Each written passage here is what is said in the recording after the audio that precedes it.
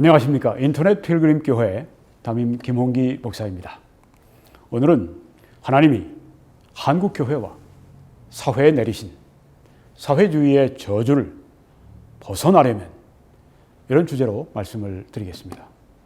하나님께서 우리 한국 교회와 한국의 사회에 내리신 이 사회주의의 저주를 벗어나려면 어떻게 해야 할 것인가?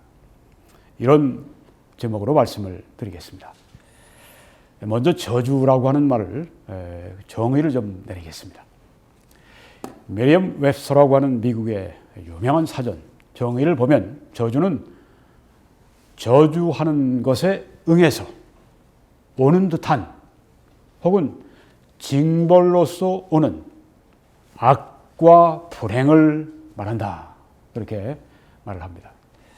그런데 오늘 저는 이 성경을 가지고 말씀을 드릴 것이기 때문에 성경에 있는 의미를 가지고 또 말씀드리겠습니다. 이 베이커 성경 사전에 보게 되면 이렇게 나와 있습니다. 저주는 하나님의 말씀을 떠난 것 때문에 초래가 오게 된 하나님의 진노의 표현이다. 저주는 하나님의 진노하심의 표현이다. 왜요? 하나님의 말씀을 떠났기 때문에.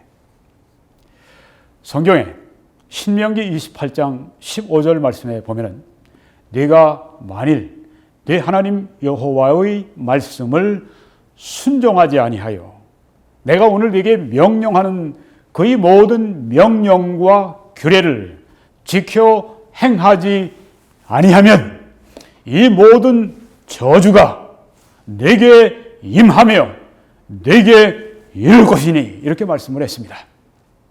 하나님의 말씀을 지키지 않으므로 하나님의 말씀을 순종하지 않으므로 하나님의 저주가 하나님의 백성 이스라엘에게 임한다고 말씀을 했습니다. 물론 이 하나님의 말씀에는 여러 가지 법이 있지만 많은 것들이 하나님의 도덕법입니다. 이 도덕법은 이스라엘뿐 아니라 물론 교회뿐 아니라 이 세상 모든 사람들에게 적용되는 것입니다. 그래서 하나님의 말씀을 떠나는 즉 죄를 범하게 되면은 하나님의 진노의 표현인 저주가 임하게 되는 것입니다. 오늘 우리는 이 하나님의 저주에 대해서 특별히 어떤 한 부면에 대해 생각해 보려고 합니다. 우리가 이 말씀을 신명기 28장을 읽어보게 되면은 거기에 이 저주에 관한 여러 가지 목록이 나옵니다. 거기에는 패배가 있습니다. 전쟁을 해서 지는 것입니다. 대혼란이 거기에 있습니다. 그리고 destruction, 멸망과 파멸이 또 하나님의 저주의 한 표현입니다. 여러 가지 질병에 시달리게 됩니다. 이것도 하나님의 저주의 한 표현입니다. 물론 모든 병이 다 하나님의 저주의 표현이다. 그렇게 성경은 말씀하지 않습니다. 그래서 제가 그렇게 말씀드리는 건 아니지만은 많은 우리의 질병들이 바로 하나님의 진노하심의 표현, 하나님의 말씀을 떠나고 하나님의 뜻을 불순종하고 그래서 그 죄에 대한 하나님의 진노하심의 표현이라고 하는 것이죠. 또한 하나님의 저주의 그 목록 가운데 보게 되면 압제를 당하는 게 있습니다. 우리 민족도 압제를 당하는 경험이 여러 번 있었는데, 또 학대를 당합니다. 민족 가운데 학대를 당하고 노략을 당합니다. 탈취를 당하고 약탈을 당하고 비참한 일이죠.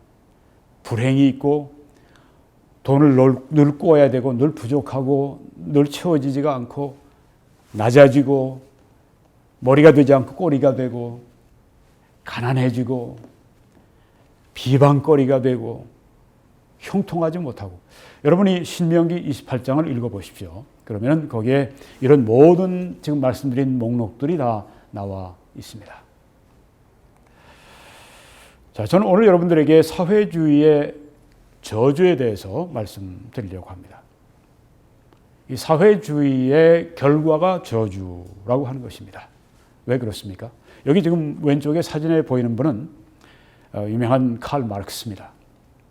1841년인가요? 그때 공산주의자 선언, 크리스천 매니페스토라고 하는 책을 엥겔스와 함께 썼는데요.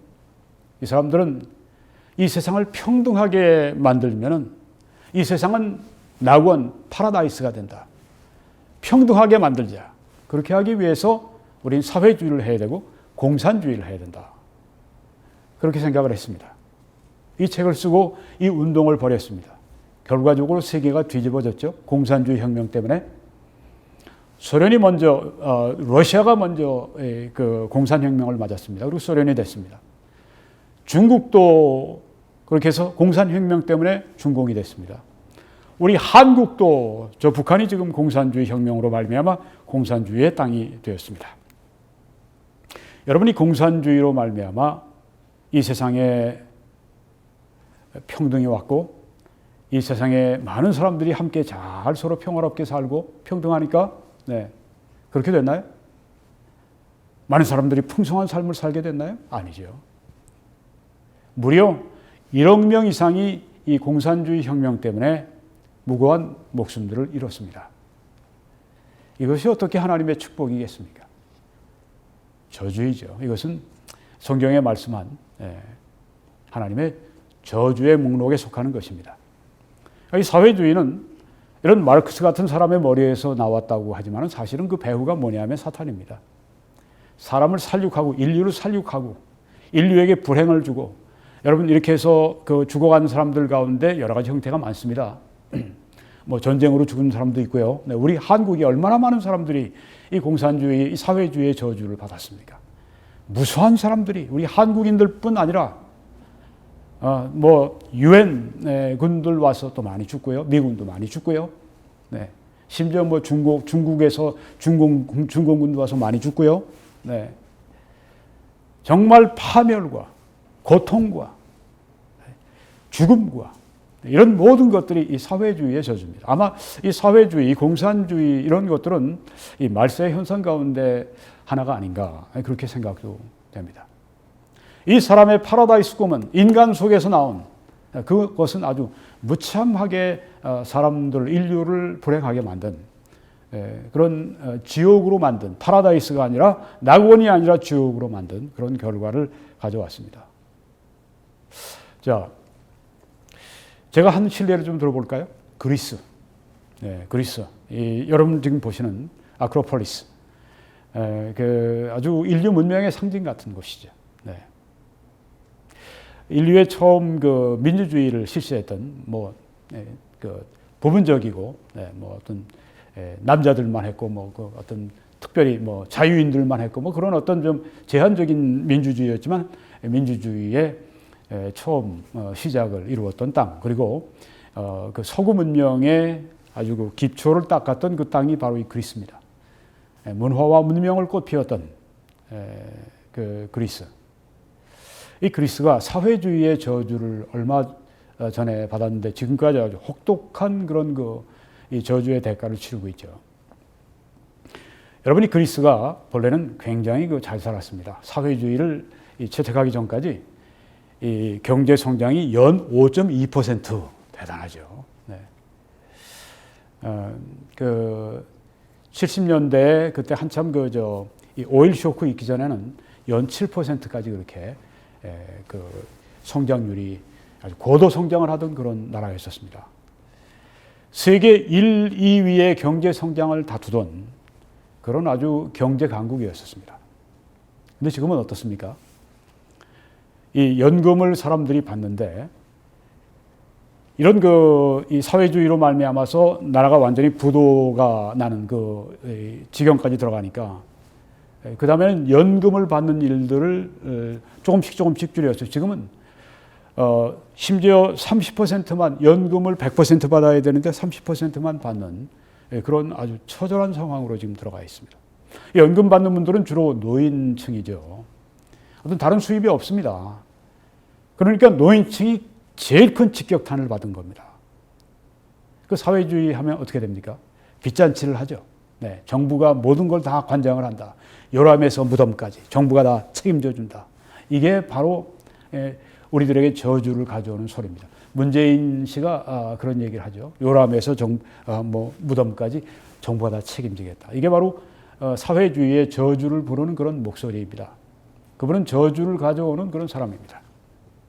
그거 사람들이 몰라요. 문재인은 우리 한반도에 평화를 가져오는 평화의 사도요. 그렇게 사람들이 생각을 하지만은 여러분 지금까지도 그랬고 앞으로 그 참화가 얼마나 클지, 우리 한국인들이 지불할 대가가 얼마나 클지 정말 피눈물이 흐르는 그런 때입니다. 그리고 40%의 이 그리스 젊은이가 실직 상태입니다. 얼마나 심각합니까? 왜 이렇게 됐습니까? 경제가 매년 5.2%씩 성장하는 아주 경제 강국이었던 그리스가 왜 이 모양으로 망하고 왜 이 모양으로 이렇게 정말 아주 형편없는 지경에 빠지게 됐습니까? 사회주의 때문입니다. 여기 그 고윤상 기자라고 하는 분이 쓴 기사가 월간조선에 나왔는데요. 이분은 어렸을 때 아버지 여행 사업을 하는 아버지를 따라서 그리스에서 거기서 태어났고, 거기서 어렸을 때 자라났고 그리스를 알죠.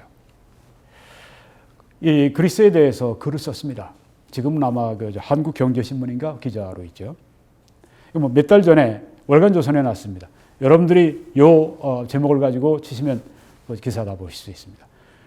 이 뭐를 지금 거기 그 사회주의 정부에서 했는가? 1981년에 이제 처음으로 그리스의 사회당 정부가 이제 들어섰는데요. 그 당수가 누구냐 하면은 그 당을 이끌고 나중에 이제 수상이 된 사람이 누구냐 하면은 이 미국에서 경제학 공부를 했고 경제학 하버드대에서 그리고 경제학 박사를 했고 미국에서 경제학 강의도 하던 대학에서 강의도 하던 그 사람이 그리스로 돌아와서 말도 굉장히 잘했답니다. 그리고 민족주의에 이렇게 호소하고 그렇게 해서 이 그리스 사람들로 하여금 사회주의를 그냥 받아들이도록 그렇게 만들어가지고 이 사람이 바로 한 것이 바로 이 사회주의 정책을 해서 그 사람이 80년대, 90년대 11년 동안을 무려 11년 동안을 집권을 했는데 그동안에 완전히 나라를 말아먹은 것입니다. 그때 뭘 했는가 하면 전 계층에 무상교육을 했고 무상의료를 실시했습니다. 뭐 유치원부터 대학원까지 학생들에게 다 무료로 공부하게 해주고 그 다음에 뭐 교과서를 사면 그 책값까지 다 주고 무상교육, 무상의료. 근데 돈은 어디서 나나요? 세금에서 나오는 거 한계가 있으니까 꾸는 거죠 계속. 그러니까 정부가 20% 재정 부채율이 20% 사회주의 하기 전에는 20%밖에 안 되는 아주 그 굉장히 건실한 그런 그 운영을 했는데 사회주의 하고 난 다음에 무려 233% 10배 이상 11배, 12배로 그렇게 이 정부의 빚이 늘어난 겁니다. 왜? 돈을 끌어다 쓰니까 국채를 발행하고 다 그게 빚잔치 하는 거거든요. 돈이 어디서 납니까? 미국도 스위스도 그걸 못하는데 독일도 그걸 못하는데 무상교육을 다 시키고 무상의료하고 거기에는 또 뭐 해외 외국에서 온 사람들 가운데 그리스에 그래도 오래 장기간 머무는 사람들한테 그 사람들에게도 또 일부 무상의료를 주고 빚내가지고 뭐 옆에 있는 사람들까지 막 그냥 그 흥청망청 빚잔치를 막 쓰는 겁니다. 그럼 어떻게 돼요? 그럼 뭐 경제가 이제 파탄되니까 기업들이 이렇게 그 사람들을 뽑지를 않죠. 그럼 어떻게 합니까? 그러니까 정부에서 막 일자리를 만드는 겁니다. 그 공무원 수를 막 그냥 한 3배로 막 늘려버리고, 그러니까 4명 가운데 1명이 공무원이에요. 그 사람들은 다 빨대를 정부에다 빨고 세금에서 다 빨아먹는 것입니다. 누가 그걸 다 감당을 합니까? 그 빚잔치를 하고. 이게 사회주의의 저주입니다. 자, 그 출근 시간 때는 대중교통비는 또 무료로 했다네요. 할 수만 있다면 얼마나 좋겠어요. 이렇게 수익자 부담 원칙을 떠나게 되면은 이건 나라가 망하는 것입니다. 그 한 개인이 망하는 거고, 한 가정이 망하는 거고, 한 회사가 망하는 거고, 한 나라도 이렇게 망하는 것입니다. 이게 사회주의로 가면 그렇게 된다고 하는 것입니다. 심지어 월세를 내는 거 절반도 이렇게 정부에서 지원했답니다. 지자체에서 지원해주고. 꼭 우리나라가 지금 나가는 방향하고 같죠. 이 복지 포퓰리즘, 대중영합주의. 바로 이걸 만든 사람이 파판드레오. 이 사람이 바로 그 경제학 박사를 한 사람입니다. 경제학 박사라고 다 좋아하면 안 됩니다. 이 사람이 집권하고 8년간 경제 성장률이 5.2%에서 1.5%로 추락을 했습니다. 이렇게 되면요, 이 정도 1.5% 정도가 되면요, 이거는 이 빚을 안 지고는 이 나라를 운영할 수 없는 상태가 되는 것입니다. 포퓰리즘을 이게 문제가 되는 걸 알고 개혁을 추진하려고 하면은 노조가, 우리나라 민노총 같은 그 노조가 강력하게 반발을 해서 번번이 실패하고 다시 할 수 없이 포퓰리즘으로 복귀하고. 그때는 사회주의 정부가 그렇게 이 빚잔치라고 그렇게 대중영합주의라고 그렇게 뭐 복지국가니 뭐니 뭐 이렇게 가면서 완전히 빚잔치하는 거기에 이 보수당 정부까지 함께 서로 그냥 뭐 자웅을 이렇게 겨루면서 누가 더 복지를 위해서 많이 지출하나 해보자. 우선 이렇게 서로 빚잔치하는데 서로 함께 그 경쟁을 했으니 나라가 그게 어떻게 살아남겠습니까? 그러니까 완전히 나라가 바닥에 가라앉게 되는 거죠. 연금에 이제는 그 의지에서 살아야 될 그때, 아니 100%를 받아도 부족한데 200%를 받아도 부족함을 느끼는데 30% 가지고 살려니 어떻게 살겠습니까? 누가 그렇게 만들었어요? 바로 이 파판드레오라고 하는 이 미국서 공부했다고, 하버드에서 공부했다고 하는 이 경제학 박사, 이 사회주의자, 사회를 마음대로 자기가 엔지니어링, 소셜 엔지니어링이라고 합니다. 그 좌파들, 그 사회주의자들. 마음대로 자기들이 국가적인 정책을 가지고 할 수 있다. 국가적인 이 정책을 하니까 국가가 권위를 가지게 되니까 개인의 자유를 뺏어오는 수밖에 없는 것입니다. 사회주의를 하면 국가의 그런 모든 국가가 자유를 가지게 되니까 사람들이, 개인들이 자유를 잃어버리게 되는 것입니다. 그게 지금 우리 문재인 정부가 자유민주주의, 자꾸만 자유를 빼려고 하는 이유가 뭡니까? 거기다가 뭘 집어넣으려고 그래요? 사회민주주의를 집어넣으려고 하는 것입니다. 여러분들의 자유를 뺏어서 국가의 것으로 해서 국가가 잘 관리하면 좋은데 사회주의 정부 치고 성공한 정부가 어디 있습니까? 다 망했죠.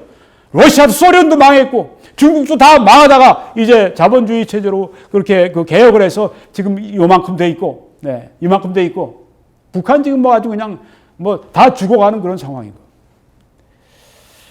그리스의 평균 청년 실업률은 유로존 평균의 5배가 넘답니다. 청년들이 이게 평균 백수로 노는 거예요. 왜? 그 사회주의 정부 하겠다고 한 바로 그 사람 때문에, 바로 그 세력 때문에, 그 집권 세력 때문에 사회주의 저주가 이 젊은이들에게 미치게 된 겁니다. 오늘날 한국에서 지금 이렇게 하는 거, 젊은이들이 참 정신 못 차리고 있는데 젊은이들이 나중에 다 이런 꼴을 당합니다. 실직하고 나중에 연금 잃어버리고 나중에 그들의 꿈을 잃게 되고, 이 모든 일을 이 한국의 젊은이들이 그 짊어져야 되는데 젊은이들이 이걸 모르고 무조건 돈 뭐 60만 원 주고 뭐 위로금으로 주고 무슨 뭐 경력금으로 주고 서울시에 주고 뭐 여기서 주고 저기서 주고 받아가지고 주머니에 집어넣고 어디 그 해외 여행 떠나고 이렇게 빚잔치 하다가 망할 수밖에 없는 것입니다.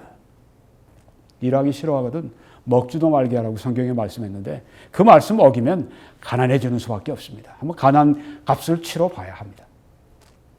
공무원들은 연금 봉급 삭감이 되고, 이 공무원들을 뭐 거의 30%를 줄이고 공무원들의 이 봉급도 38%가 깎이고, 이건 뭐, 네.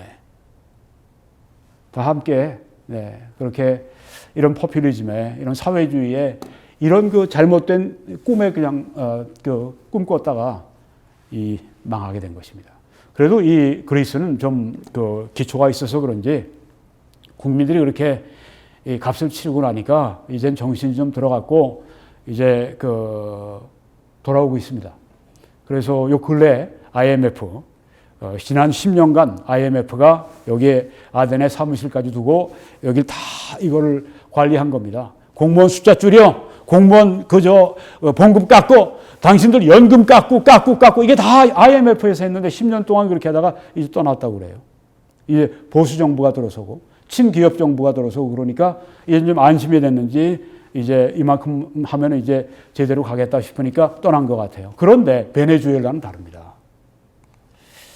베네수엘라의 임한 사회주의의 저주, 또 말씀 좀 드리겠습니다. 이 베네수엘라가요, 한때는 남미에서 제일 잘 살았습니다.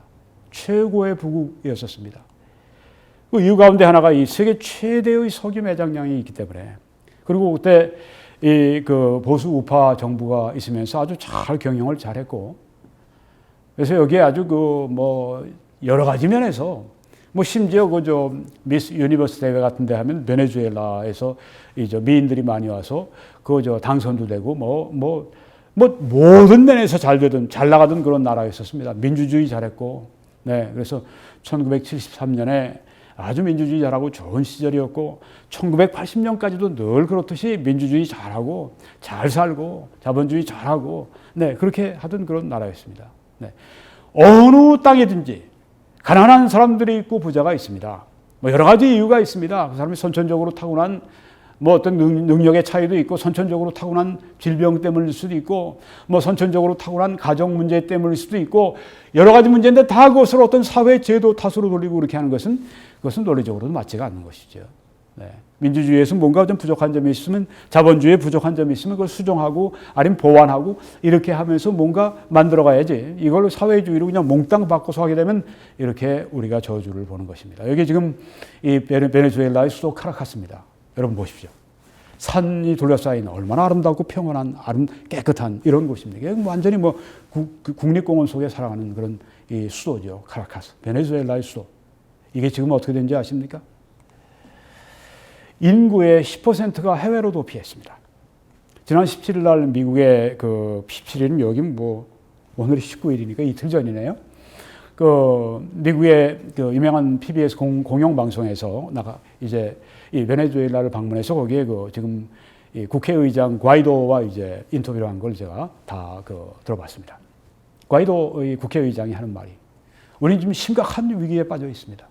우리 지금 인구의 700만 정도가 지금 유엔이 좀 이렇게 난민 수용소 같은 거기에 700만이 거기에 있고 그리고 지금 우리 인구의 550만이 지금 빠져나가서 해외로 빠져나가서 방황하고 있습니다.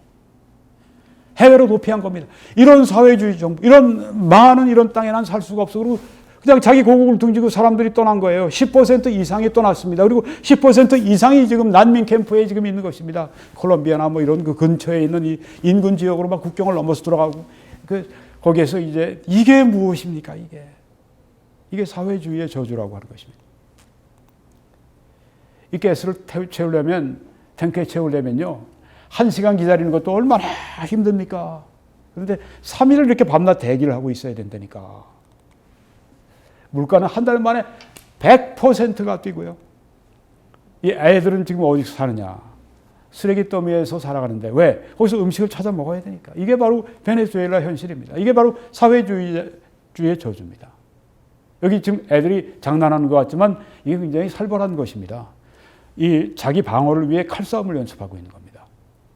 과이도 의장이 하는 말이 우리 지금 이 카라카스는 전에 그렇게 살기 좋고 아름답고 그렇게 부유하고 풍요가 있고 노래가 있고 춤이 있고 아름다운 그 도시가 지금 완전히 살벌한 세계 최고의 살인이 횡행하는 도시가 돼 있다. 이렇게 얘기를 하지 않습니까? 이게 사회주의의 저주인 것입니다. 이게 우리나라에 와서 되겠습니까? 항의 데모하는 게 거리에 넘쳐나고요. 이 국회의장 과이도인데 자칭 대통령이라고 하는 이유는 사실 대통령이죠. 왜? 이 지금 현 집권 정부 마두로 대통령이라고 하는 자가 이게 부정선거를 해서 낸 거니까 군부가 우리의 이런 요구를 들어달라 하고 이 국민들이 막 격렬하게 데모를 지금 벌이고 있는 게 여러분 보십시오. 저기 담겨 있는 게 뭡니까?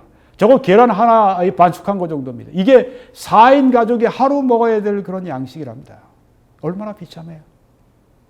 이게 사회주의의 저주입니다. 아까 우리 성경 말씀을 보니까 거기에 가난이 있지 않습니까? 이게 저주죠. 언제 이런 저주가 생겼느냐? 이 휴고 차베즈가 대통령이 된 다음에 1999년에서 2013년까지 집권을 했어요.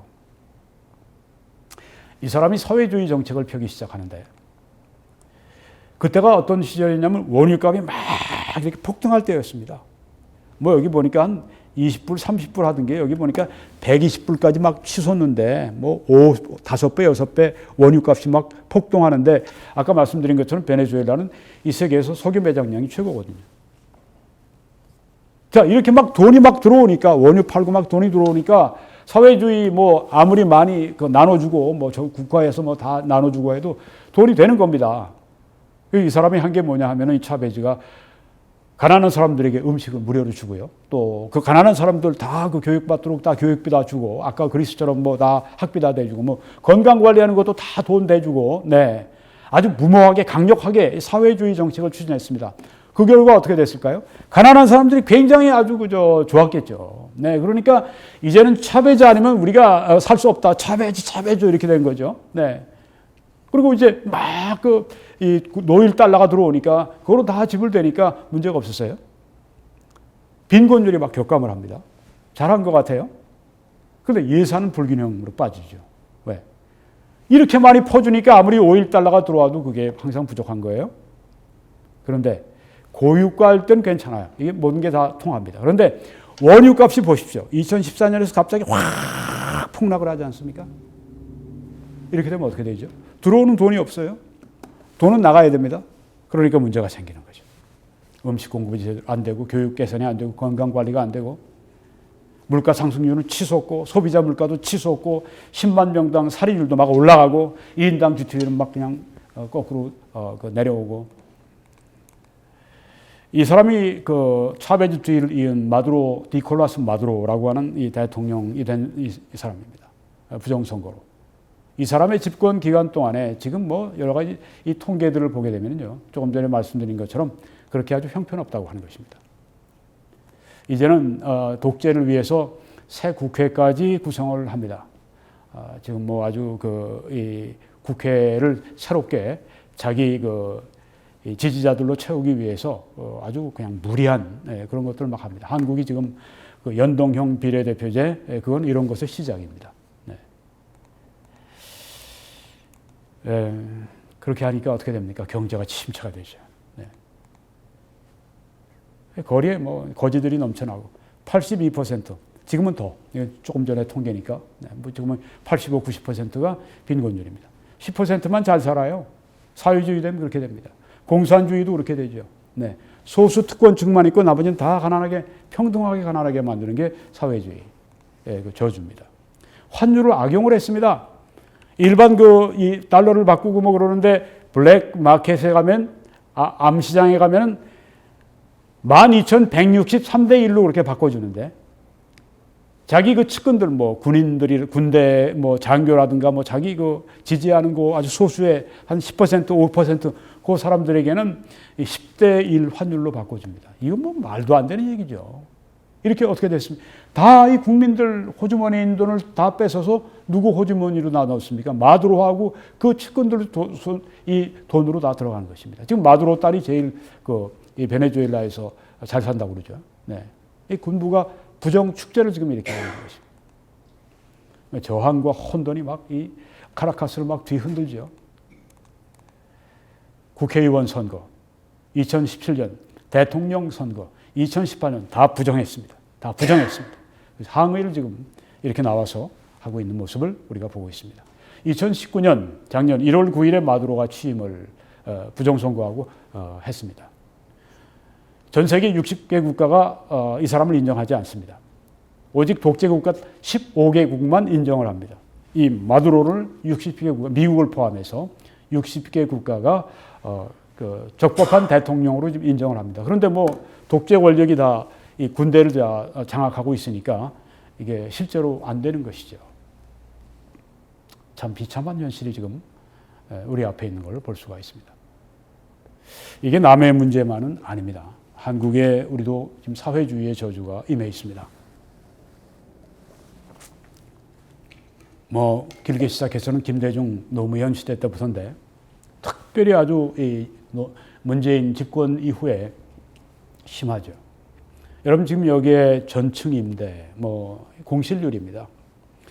신사역의 상가가 전에는 공실률이 아무도 0%였는데 지금은 18%까지 올랐고 신사역 잘 나가는 데인데도 그런 겁니다. 자영업이 막 무너지는 것을 여기 볼 수 있는 겁니다. 여기 있는 그 사람들이 무너지니까 여기 그 부동산 가지고 이제 월세 받아 하던 그 사람들도 다 무너지지 않겠습니까? 이게 사회주의의 저주인 것입니다. 여기 지금 여러분이 보시는 것은 2차 사회 정의를 바라는 전국 교수 모임, 주로 이제 이 보수 우파 분들이신데요. 네. 전에 1차 할 때는 10,000명 이상이었고 이번에 6,094명이 또 함께 시국 선언을 했습니다. 프레스센터에서 지난 1월 15일 불과 여기서 한 3, 4일 전에 했던 것입니다. 거기에 이런 내용을 제가 인용을 하겠습니다. 선량한 얼굴로 위장한 분배, 복지, 환경, 교육, 민주화, 구호의 선동 뒤에 숨은 거짓 정책들이 청년 실업을 급증시키고 있고 40대, 50대 한참 지금 벌어야 할 아주 가정에 아주 그냥 기둥 같은 그 가장을 실직시키고 소상공인, 자영업자 파산시키고 기업의 해외 탈출하게 만들고 수출과 투자가 급감하게 만들고 사립학교 교육의 파산을 지금 이 정부가 사회주의 정부가 가져오고 있다. 여러 세대의 대한민국 정부와 국민이 힘을 합쳐 쌓아올린 자유민주주의 체제와 경제, 외교, 국방, 민생, 교육 정책의 성과가 한꺼번에 무너져 내리고 있다. 통탄을 하고 있습니다. 상식과 공정 궤도로부터 무한 이탈하는 한 번도 경험해 보지 못하는 거짓의 나라가 되어가고 있다. 가난하고 못 사는 것만이 문제가 아니라 파산하고 실직하고 이러는 문제 정도가 아니라 이것은 이제 공정을 잃어버린 아주 거짓된 나라로 지금 부도덕한 나라로 추락하고 있다는 것입니다. 이들 현 집권 세력은 문재인 그 집권 세력뿐 아니라 그를 지지하는 그 집권 세력은 우리 사회의 신이권 수탈층으로 그렇게 구성하여 거리낌 없이 불법과 탈법과 비리를 자행하고 있어 국가를 심각한 공동체 위기 속으로 몰아가고 있다고 이렇게 여기에 질타하고 있습니다. 왜 그렇습니까? 사회주의의 저주인 것입니다. 이들이 초래하는 이 집권 세력이 초래하는 조로남불 그리고 거짓과 진실의 문제 그리고 가치관과 직업윤리의 마비 현상은 정치 영역을 넘어서 한국 사회 전반을 치유하기 힘든 단계로 오염시키고 있다. 네, 아주 부도덕, 거짓, 이런 거 불법, 탈법, 비리로 아주 그냥 오염시키는 부도덕 공화국으로 만드는 이게 바로 사회주의자들의 나라를 운영하는 방식입니다. 이게 그 그리스보다 우리가 더 심하죠. 베네수엘라하고 비슷한 그런 모습을 보이고 있습니다. 우리 한국은 북한과 연계가 되어 있고 친북, 종북이 있기 때문에 이게 그 좌쪽으로 사회주의로 가게 되면요. 이것은 어떤 면에서 베네수엘라보다 더 나쁜 상황으로 갈 수가 있습니다. 그리고 헌정질서 파괴를 통한 유사 전체주의 실현 시도를 즉각 중단하라. 공수처 설치, 사법개혁 등 이게 다 유사 전체주의로 돌아가고 있다고 하는 것입니다. 언론 장악과 여론 조작 및 왜곡을 통한 민주주의 파괴 행위를 중단하라고 지금 이렇게 말하고 있는 것입니다. 북한 핵 위협은 더욱 현실화되고 있는데 자유민주 질서의 확고한 버팀목인 한미일 삼각동맹과 그 최후의 보루인 국방력은 북한의 굴종하는 거짓 평화 선동으로 인해서 급속히 지금 해체되고 있다고 이렇게 목소리를 높이고 있는 것입니다. 이게 지금 우리가 당면하고 있는 이 문재인 정부가 그 집권한 지 지금 2년 한 8, 9개월 지금 되는데요. 한 7, 8개월 되는데요. 이렇게 지금 급속하게 나라가 망하고 있는 것입니다. 사회주의의 저주인 것입니다. 이 사회주의를 하면 그 저주가 어떤 결과를 가져오냐면 국가적인 자살을 가져옵니다. 여러분 저 카라카스의 저 완전히 빈민 소굴 같은 저런 그 거리를 보십시오. 이 사회주의 열매는 여러분이 보신 것처럼 정치적인 독재로 가게 되고요. 네. 왜 국가가 모든 걸 관리해야 되니까 국가가 힘을 가지기 위해서 개인의 자유를 이렇게 뺏어오는 수밖에 없는 겁니다. 이게 독재가 되는 것입니다. 그리고 경제적인 파탄을 반드시 가져오게 됩니다. 그리고 우리가 본 것처럼 도덕적인 타락이 난무하는 완전히 국가 자살로 가는 이게 사회주의의 열매고 저주고 이런 그 결과인 것입니다. 이 성경 말씀은 이 사회주의 좌파 사상과는 완전히 반대가 됩니다. 남녀평등주의, 페미니즘이라고 그러죠. 동성애자의 권리, 동성혼, 낙태, 찬성, 정치와 종교 분리, 해방 신학, 또 뭐 WCC 이런 모든 것들이 다 이 좌파 신학입니다. 사회주의에서는 사유재산을 이제 국유재산으로 바꿔버립니다. 요새 뭐 우리 한국에 집을 사고 파는 것도 국가의 그 허락을 받아야 되는 그 사회주의죠. 이거 공산주의로 하는 겁니다. 한국이 언제 이렇게 됐습니까? 참 무서운 세상이 됐어요. 사유재산 폐지시킵니다. 국가가 개인의 땅과 모든 것을 몰수합니다. 여기서 땅 가진 사람들이요, 땅 팔고 난 돈이 있으니까 땅 팔고 난 해외로 가서 미국이나 뭐 이런 데로 가서 난 살까? 땅을 못 팔아요. 왜? 땅을 팔면 그걸 세금으로 그냥 몽땅 접수를 해버리니까. 성경에 신명기 5장 19절에도 도둑질 하지 말지니라. 이 말씀이 있습니다. 이건 사유재산을 인정하고 존중하라는 말씀이에요. 근데 이것을 사회주의자들은 짓밟고 지나가는 겁니다. 반성경적이에요. 그리고 부를 분배한다는 말을 쓰죠. 재분배한다는 말을 쓴다. 그리고 뭐 어떤 사람들은 성경 예를 듭니다. 성경에도 나오지 않냐? 초대교회 보게 되면 거기에 자기 물건을 조금도, 자기 재산을 조금도 자기 것으로 여기지 아니하고 사람들에게 필요에 따라 나눠주지 않았느냐? 그거는 강요된 게 아니죠. 그것은 스스로가 자원해서 한 것이죠. 사랑으로 한 것이죠. 그것은 국가가 강요해서 한 것이 아니죠. 이것이 다른 것입니다. 성경에 공산주의자가 있다? 이단 사설 이런 것보다 더 큰 이단 사설이 없습니다. 사회주의라고 하는 것은 국가가 권력을 가지고 강요해서 있는 사람들 부를 뺏어서 없는 사람들에게 나눠주고 재분배하고 자기 주머니로 많이 들어가고, 네. 지금 뭐, 그래서 푸틴, 또 시진핑, 김정은, 세계 갑부 중에 갑부들이에요. 어떤, 군부에 아주 실세였는데, 이제는 제거된 사람이 있죠? 네. 탄핵된 사람이 있죠? 자기 집에 이렇게 지하를 했는데, 큰 넓은 지하실을 하는데, 거기에 그냥 뇌물로 받은 그 보물들, 그 현찰들, 다발들, 달러들 그냥 쌓아놔서 나중에 이제 뇌물 혐의로 잡아서 이제 정치적으로 이제 처형하는 거 있잖아요. 네. 그 적폐 청산 하는 식으로 숙청하는 거 있지 않습니까? 이 시진핑, 이 세력들이. 그 안에 들어가 보니까 완전히 보물섬. 이게 뭡니까? 얼마나 많은 이런 이 사회주의 안에, 공산주의 안에 이런 착복하는 일들이 있는지.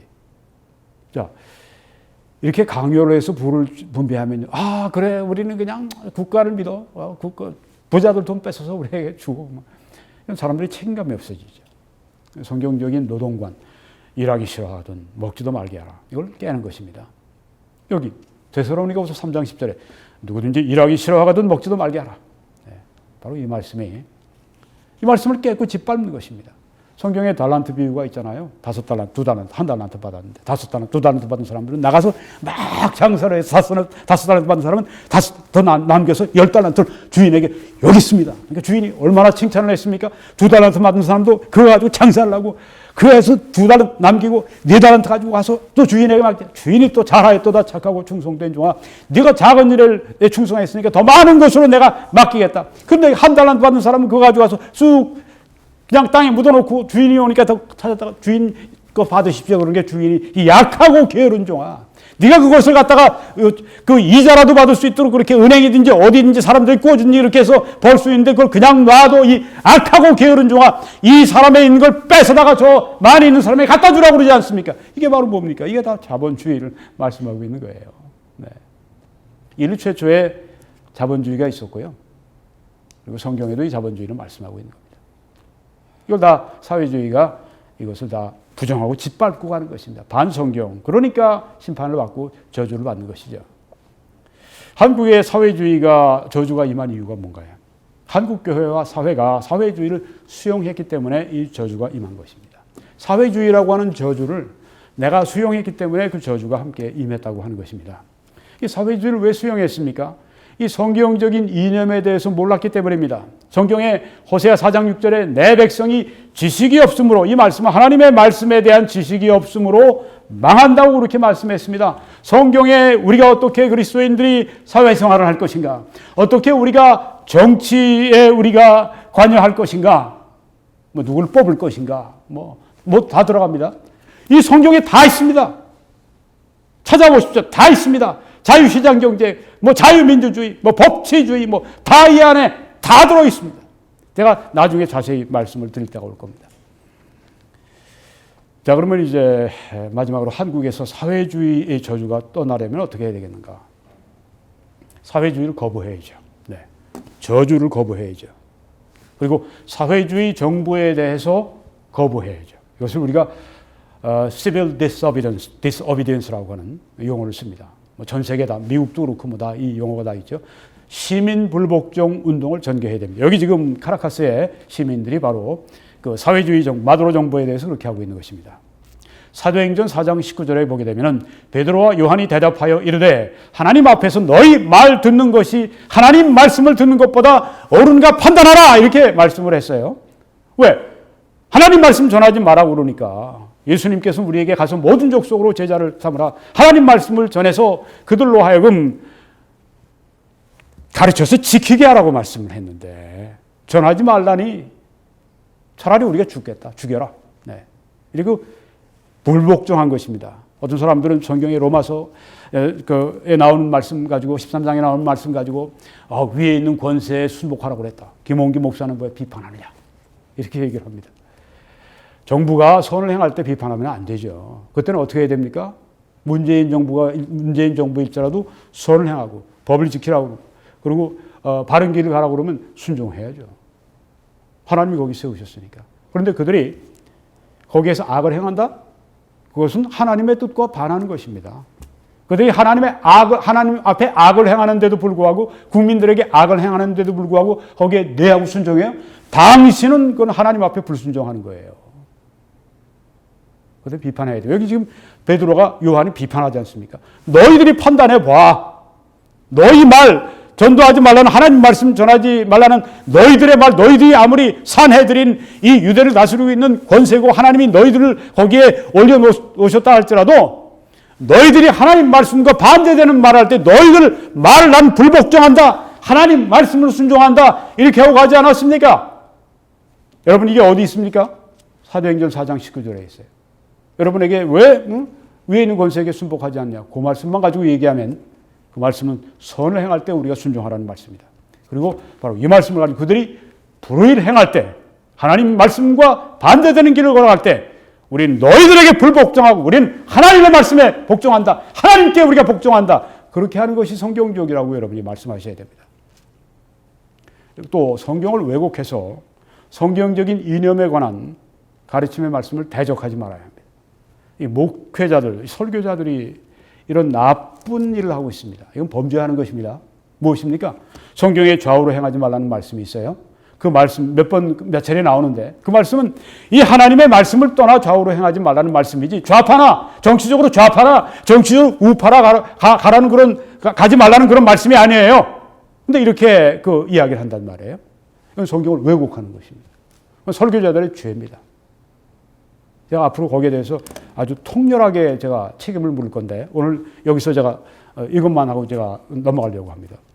그렇게 해서 하나님 말씀을 대적하면 안 됩니다. 성경 말씀을 왜곡하면 결국 성경의 말씀을 대적하게 되는 것입니다. 그렇게 하면 안 됩니다.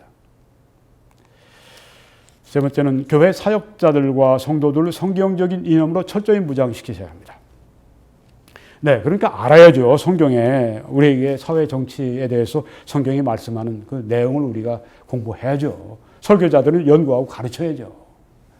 가정에서의 역할, 직장에서의 역할, 남편으로서의, 부인으로서의 역할, 자녀로서의 역할, 부모로서의 역할, 이거 다 하는데 왜 국가에 대한 교회, 그리스도인들의 책임에 대해서 안 가르칩니까? 잘못된 거죠. 불순종이죠. 우리는 먼저 설교자들이 연구해야 됩니다. 네. 이념이라고 우리가 아이디올로지, 이념 얘기 많이 하는데 그 하나도 어려운 얘기 아닙니다. 이상한 얘기 자꾸만 하는데 그게 무엇이냐 하면은 socio-political, 사회적이고 정치적인 데 대한 견해고 주장이고 이론이고 바로 그런 것들입니다. 네. 여기에 대해서 우리가 알고 해야 됩니다. 어떻게 무장시킬까요? 이렇게 무장시켜야 됩니다. 자유민주주의, 자유시장 경제, 법치주의, 한미동맹 강화, 이거 우파에서 부르짖는 건데 이게 사실 다 성경적인 기반이 있는 겁니다. 그래서 기독교 우파가 일반 자유우파하고 정치적으로 연대할 수 있는 이유가 여기 있습니다. 우리가 그래서 좌우로 행치지 말라는 말씀을 제대로 적용하려고 할 것 같으면, 하나님 말씀대로 가자고 할 것 같으면 하나님 말씀에 지지하고 있는 이 기독교 우파의 성경적 이념의 길로 가라. 근데 그 길을 가장 많이 가는 사람들이 저 정치적으로 자유우파니까 그들과 함께 합세해서 이 사회주의자들, 좌파들, 죄파, 하나님 말씀을 떠나고 하나님 말씀을 짓밟고 하나님 말씀에 대적하는 저 사람들이 설교자든지 목사든지 신학자든지 교회들인지 가리지 말고 그들이 하나님 말씀을 떠나게 되면 이단처럼 여기고 그들과 함께 하지 말고 하나님과 함께하는 그룹으로 가라. 이렇게 목사들이 가르쳐야 한다고 하는 것입니다. 한국의 최고의 대형교회를 목회한다고 하는 자들, 이 하나님 말씀을 이렇게 왜곡해서 하나님의 백성들, 한국교회를 이렇게 그 이단의 길로 끌고 가고 나라를 망하고 교회를 망할 그 길로 끌고 가요. 내가 반드시 책임을 물을 겁니다. 내가 묻기보다 하나님이 물으시고 한국교회가 묻게 될 것입니다. 당신들이 회개하지 않으면 당신들이 피값을 치르게 될 겁니다. 네 번째로 성경적인 이념을 사회의 주류 가치로 정착시키도록 전력 투구해야 됩니다. 교회만 알고 있으면 뭐 하겠어요? 우리만 튼튼하게 무장하면 뭐 하겠어요? 세상에 있는 사람들이 다 반대 길을 가게 되면 결국은 우리가 선거하게 되면 다 지는 거죠. 그러니까 사회를 바꿔야 됩니다. 이게 빛과 소금의 역할을 하는 것입니다. 자세한 얘기는 시간이 없어서 제가 나중에 하고요. 마지막으로 성경적인 이념을 가진 정치인들을 뽑아야죠. 청와대로 보내야죠. 대통령을 만들어야죠. 국회의원들을 만들어야죠. 어떤 이 사람이 하는 얘기가 어떤 대형교회 목사라고 하는데 제가 나중에 자세히 다루겠습니다만 김부경 같은 사람 이거 동성혼 이거 주장하는 것뿐 아니라 그 반대하는 사람도 3천만 원 벌금 매기는 뭐니 이따위 얘기하는 그 사람을 이 강단 앞에서 사람 앞에서 저기 참석했다고 이 사람 대통령으로 뽑아야 된다고 그런 얘기를 해요. 정말 제정신이 아니죠. 나중에 그 문제는 제가 다루겠습니다. 여러분, 일꾼 잘 뽑으셔야 합니다. 이번에 하나님 말씀에 따라 성경적인 이념을 가지고 뽑아야 합니다. 이 말씀 인용하고 마치겠습니다. 역대하 7장 14절에 이게 제일 중요하죠. 내 이름으로 일컫는 내 백성이 그들의 악한 길에서 떠나 스스로 낮추고 기도하여 내 얼굴을 찾으면 내가 하늘에서 듣고 그들의 죄를 사하고 그들의 땅을 고칠지라고 말씀하셨습니다. 악한 길에서 떠납시다. 여러분과 저도 죄를 회개하고 떠납시다. 그리고 하나님 앞에 겸손하고 기도하고 하나님을 찾읍시다. 그리고 하나님이 우리의 죄를 사하시고 우리의 땅을 고쳐주신다고 약속하셨습니다. 오늘 저는 하나님이 한국교회와 사회에 내리신 사회주의의 저주를 벗어나려면 우리가 사회주의를 수행했기 때문에 그 사회주의라고 하는 저주가 우리에게 저주가 된 것입니다. 하나님은 우리에게 기뻐서 주신 것이 아니라 우리가 바로 우리 그 저주를 스스로 불러들인 것입니다. 근데 저주는 다 하나님께서, 복과 저주는 다 하나님께서 그렇게 다스리시는, 사용하시는 것입니다. 하나님이 그렇게 하십니다. 그래서 이 저주가 하나님께로부터 왔다. 피하는 길을 말씀드렸습니다. 오늘 이 말씀을 통해서 우리 한국교회 그리고 한민족이, 대한민국이, 우리 한국민이 하나님 말씀을 이해하고 순종함으로 말미암아서 하나님의 크신 축복이 함께 하시기를 간절히 기도합니다.